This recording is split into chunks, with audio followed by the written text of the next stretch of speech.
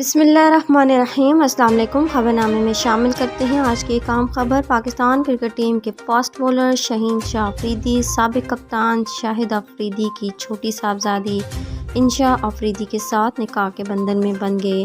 تفصیلات کے مطابق شہین شاہ آفریدی اور انشا آفریدی کا نکاح DHA کے مقامی مسجد میں انجام پایا، جس میں قریبی رشتہ دار شریک ہوئے۔ پاکستانی پیسر اپنے بڑے بھائی ریاض آفریدی کے ہمراہ نکاح کے لیے پہنچے۔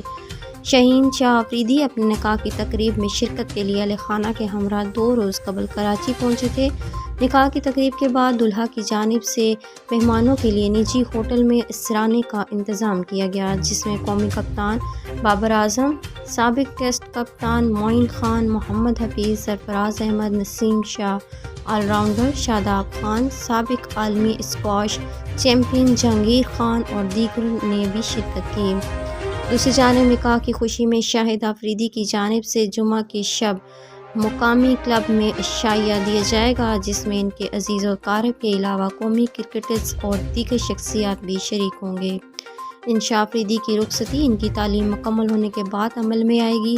واضح رہے کہ شاہد خان آفریدی کی بڑی صاحبزادی اقصیٰ کی شادی گزشتہ ماہ نصیر ناصر خان سے انجام پائی تھی۔